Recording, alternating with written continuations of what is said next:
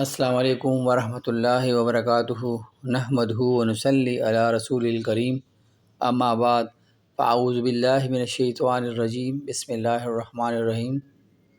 حضرت عائشہ رضی اللہ تعالیٰ عنہا سے روایت ہے کہ رسول اللہ صلی اللہ علیہ وآلہ وسلم کا آزاد کردہ غلام فوت ہو گیا اور اس نے کچھ مال چھوڑا اور اس نے کوئی قریبی رشتہ دار چھوڑا نہ اولاد، تو رسول اللہ صلی اللہ علیہ وآلہ وسلم نے فرمایا اس کی میراث اس کی بستی کے کسی آدمی کو دے دو۔